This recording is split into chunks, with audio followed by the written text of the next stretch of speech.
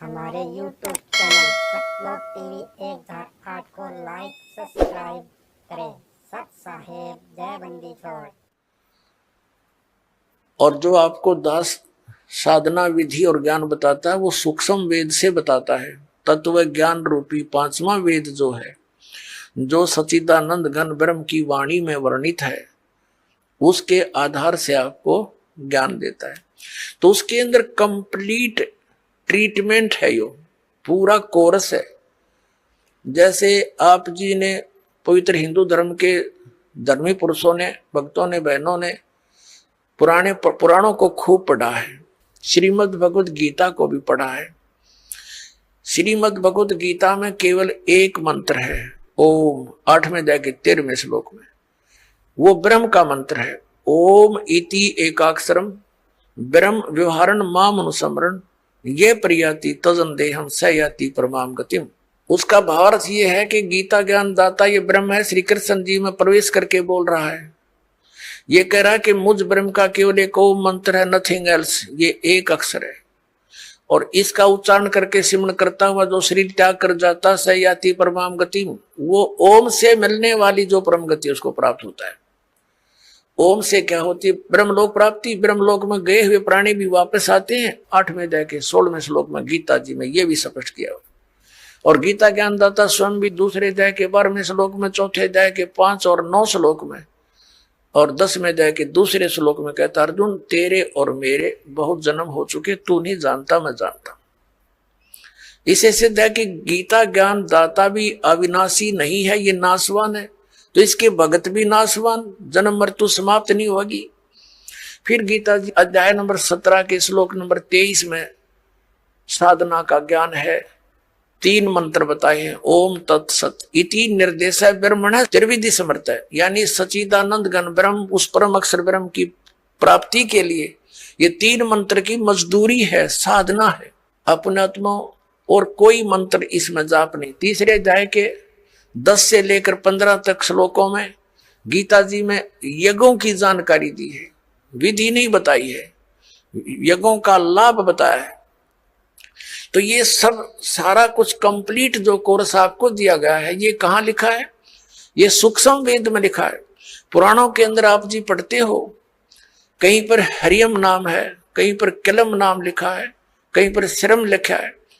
ये कहीं कोई जाप करने का बताया, कहीं ने किसी ने कुछ बताया। तो परमात्मा ने आकर के सतयुग के प्रथम चरण में ब्रह्मा जी आदि कईयों को मिले थे, वो महापुरुषों को मिलते हैं, उनका गुण है। तो उनको ये कंप्लीट प्रथम मंत्र देने की, बताने की चेष्टा की थी। तो उन्होंने उनको स्वीकार ना करके उस में से अपने अपने स्वार्थवश मंत्र निकाल लिए और उनकी साधना शुरू कर दी। और ये ऐसे जो मंत्र हैं, स्ट्रॉन्ग मंत्र हैं, इनके जाप से शीघ्र ही लाभ प्राप्त हो जाता है। जैसे एक बार ये दास एक शहर में पाठ कर रहे थे, पर गांव गांव में, घर घर, नगर नगर में जाते थे हम, श्रद्धालुओं के 3 दिन पाठ करते थे, सत्संग सुनाते थे, सब परिवार को बिठाकर समझाया करते थे। तो उनका एक पड़ोसी था, उसको बुला लिया कि जो आप भी सत्संग सुन लो, ज्ञान सुनो। सत्संग सुनने के बाद वो पास में आकर बैठ गया। 5-7 भगत थे। वो कहने लगा, जी मुझे तो वो मंत्र दे दे जिसमें नरी माया माया इकट्ठी हो, और नहीं चाहिए हमने कोई भी, मोक्ष मास की मुझे जरूरत नहीं। तो ये इस टाइप के व्यक्ति हैं। वो उन्होंने ऐसा ही कर लिया। पहले जैसे एक मंत्र सिलेक्ट कर लिया, किलम, इसकी साधना करी, इसे सिद्धियां आ गई। उस सिद्धि एक हल्दी की गांठ प्राप्त करके पंसारी बन गए, कर लिया ना सपना भी। फिर किसी ने दूसरा मंत्र शुरू कर दिया, श्रम श्रम करेंगे, तो उससे ये दुर्गा का मंत्र है, इससे शक्ति माया की सिद्धि हो जाती है, छोटा मोटा कार्य सिद्ध हो गया, फिर चौड़ चपट। तो ऐसे यू काम बिगाड़ रखा था। अब ये कंप्लीट कोर्स आपको दिया गया है, इसको ऐसे ही करना पड़ेगा। क्योंकि यदि हम एक सूंठ खाएंगे, सौंठ, तो वो सौंठ का ही गुण देगी, और उसको अन्य औषधियों के साथ मिलाकर प्रयोग किया जाएगा तो उसका गुण बदल जाता है। ठीक इसी प्रकार हम इस विधि को प्रयोग करेंगे, इस प्रकार से हम साधना करेंगे तो उसका फल होगा। जैसे आज प्रसंग चला था कि प्रथम मंत्र भी आपको दिए जाते हैं और सतनाम के अंदर भी उन्हीं मंत्रों का कुछ समावेश है, तो कुछ भोली आत्मा ये भ्रमित हो जाते हैं कि बताओ वो नाम भी उधर भी वही है, उलट पुलट करके यहाँ दे रखे। इनमें बहुत अंतर होता है। जैसे एक आयुर्वेद में लिखा है कि शहद और घी को यदि समान मात्रा में मिला दिया जाए तो विष बन जाता है, और उसको विषम मात्रा में बनाया जाए तो वो अमृत बन जाता है। जैसे 2 चम्मच शहद और 1 चम्मच घी डाल दिया तो अमृत बन गया, और दोनों 1-1 चम्मच मिला के खा लिया तो विष का काम करता है। तो इसी प्रकार वेद को पता होता है कौन सी औषधि किस प्रकार मिलाने से ये गुण युक्त होती है। तो ये दास इस अध्यात्म मार्ग का वेद है। आप एक सिंपल समझो, आप जन्म मरण रोग के रोगी हो, ये दास वो वेद है जिसको कंप्लीट कोर्स याद है इस जन्म मरण मृत्यु के रोग के नाश करने का। और आज तक या तो भगवान को ज्ञान था या परमात्मा जिन महापुरुषों को मिले वो कौन कौन है, आदरणीय धर्मदास साहिब जी, आदरणीय नानक साहिब जी, आदरणीय मुल्कदास साहिब जी, आदरणीय दादू साहिब जी, आदरणीय गरीबदास साहिब जी, गांव छुडानी, जिला दद्दर, हरियाणा वाले, आदरणीय गीसा दास साहिब जी, गांव खेखड़ा, जिला मेरठ, उत्तर प्रदेश वाले।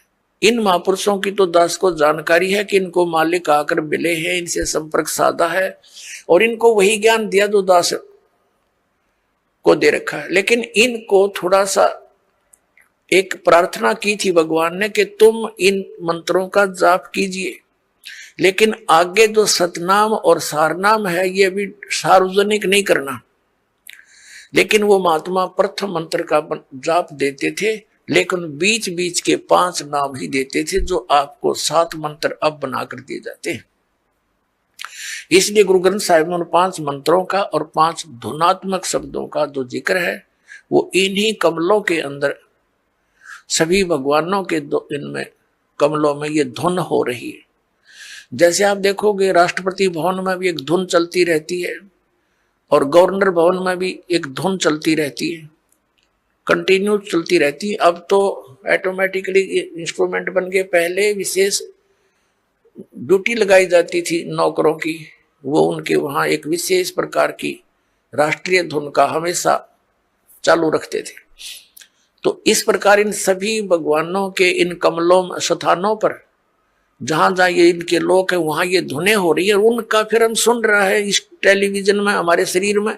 जैसे कोई भी कार्यक्रम कहीं हो रहा है तो टेलीविजन पर हम यहाँ देख रहे हैं, लेकिन वो टेलीविजन में नहीं है, वहां तो हम देख रहे सुन रहे हैं, वो वास्तव में कहीं और होता है। तो ऐसे ये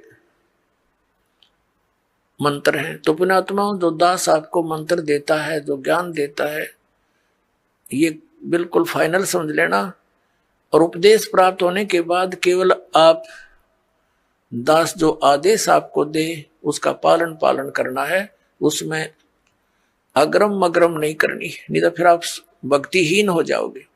तो कहने का भाव यह कि आज का जो सत्संग चल रहा है किस उद्देश्य से है कि ये वो समय है जो हमें मोक्ष प्राप्त कराएगा।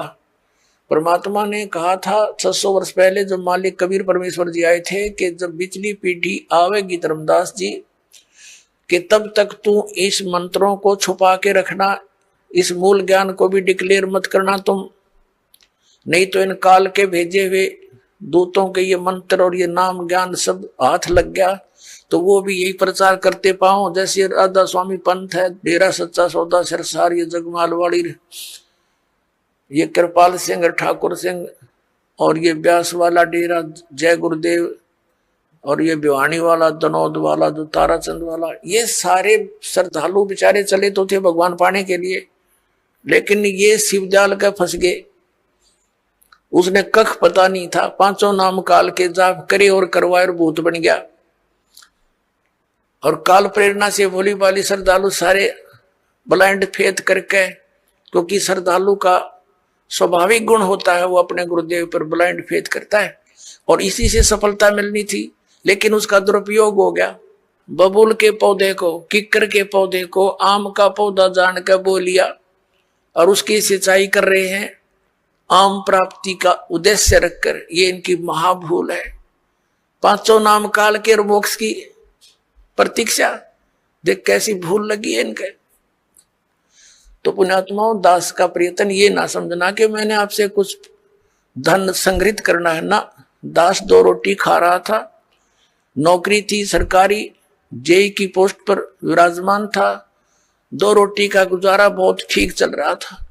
लेकिन जब से दास को ये पता चला, जब तक नाम देने का आदेश नहीं था तब भी दास घर घर जा जाकर समझाया करता था, गुरुजी से ला करके नाम दिलाया करता था। और फिर उन्होंने दास पर यह भार सौंप दिया, आशीर्वाद दे दिया कि बेटा तुम नाम दिया कर। तो उस दिन के बाद फिर और ज्यादा जिम्मेवारी बढ़ गई, इस तत्व ज्ञान को फैलाऊं। विरोध का भी रिकॉर्ड तोड़ दिया, काल ने क्रोथा कांड करवा दिया, इसी कारण से अत्याचार करवा दिया हमारे ऊपर, लेकिन समर्थ साथ था, कुछ बिगाड़ नहीं पाए। पिछला इतिहास देख लो, संतों भक्तों के साथ जिन्होंने जुल्म गुजारे लेकिन वह सफल नहीं हो पाए, अंत में मुंह की खानी पड़ी। और यही दशा अब इनकी हो रही है।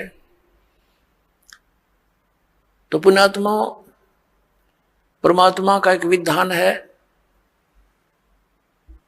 क्योंकि परमात्मा कबीर जी जब आए थे उनके साथ भी बहुत कैर तोड़े थे, नकली गुरुओं ने जुल्म करवाए थे।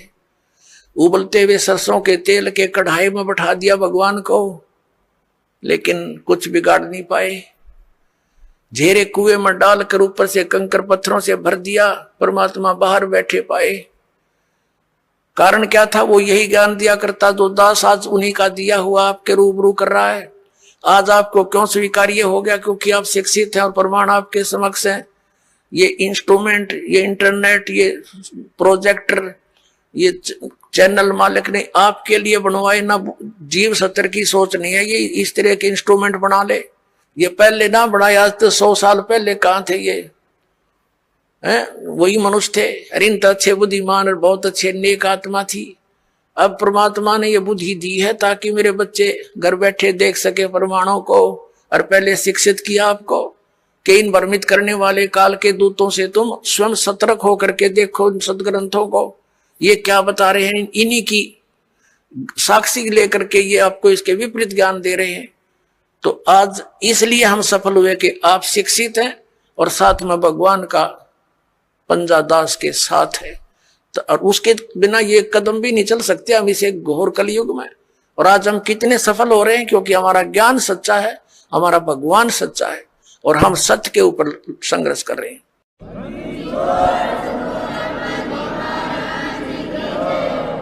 अब जो प्रसंग चल रहा है कि हम परमात्मा की भक्ति, परमात्मा की प्राप्ति के लिए ट्राई कर रहे हैं, लेकिन शास्त्र विधि त्याग का मनमाना आचरण करके हम वहीं के वहीं खड़े हैं। हमारा हर तरह से गिरावट में आ गए, हम हमारे विचार गिरावट में आ गए, हमारी क्रियाओं में बहुत अंतर हो गया। सराउंडिंग का क्षेत्र हम देखते हैं, जहां भी देखते हैं हमारे बच्चे जो उपदेश लेकर जाते हैं, क्योंकि इन्होंने तो सब बुराई